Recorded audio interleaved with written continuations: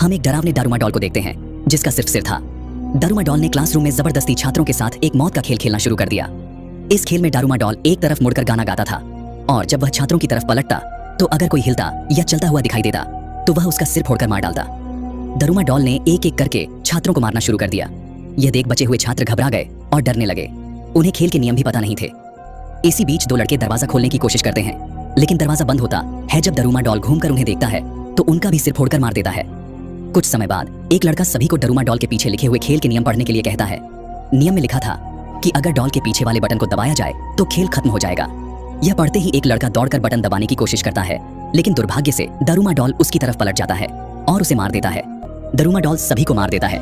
आखिर में केवल शन और एक और लड़का बचते हैं। फर्श पर छोटे छोटे कैंडी बॉल्स बिखरे होने के कारण डॉल तक पहुंचना मुश्किल था। इसी बीच दूसरे लड़के को एक आइडिया आता है।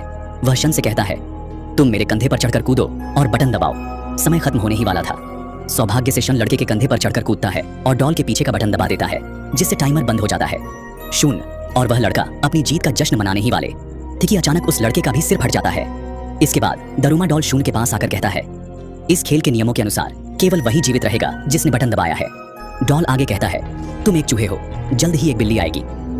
इसी बीच इचिका डरते डरते वहां पहुंचती है। वे वहां से भागने की कोशिश करते हैं, लेकिन सारे दरवाजे बंद थे। उन्होंने कांच तोड़ने की कोशिश की, लेकिन कांच भी नहीं टूटा। फिर भागते हुए वे एक दरवाजे तक पहुंचते हैं। सौभाग्य से वह दरवाजा खुल जाता है और वे एक बास्केटबॉल जिम में पहुंचते हैं। वहां और भी छात्र मौजूद थे जो इस मौत के खेल में बच गए थे। उनमें से ज्यादातर ने चूहे की पोशाक पहन रखी थी। जैसे ही वे अंदर आते हैं, दरवाजा अपने आप बंद हो जाता है।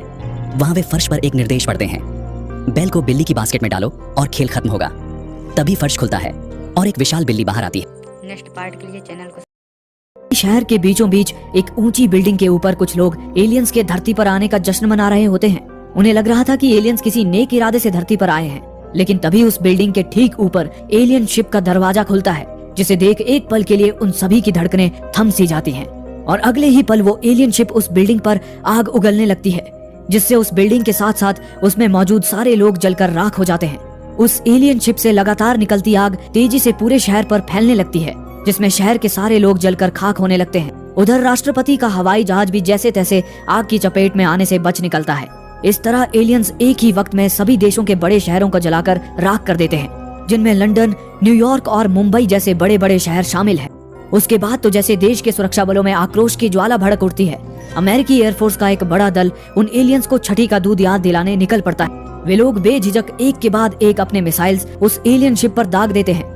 हालांकि एलियन शिप तो एक शक्तिशाली अदृश्य ढाल से घिरा होता है, जो मिसाइल्स के शिप पर टकराने से पहले ही उन्हें ध्वस्त कर देता है। ये देखकर सभी लोग भौचक्के रह जाते हैं।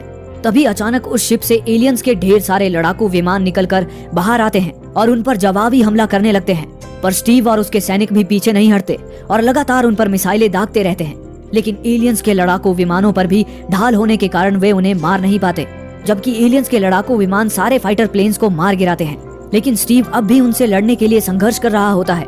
वो एक लड़ाकू विमान को लट्टू की तरह अपने पीछे घुमाता रहता है, पर अंत में स्टीव की जेट का ईंधन भी खत्म हो जाता है। लेकिन स्टीव अब भी हार नहीं मानता और उस एलियन विमान को चकमा देकर उसे क्रैश करवा देता है।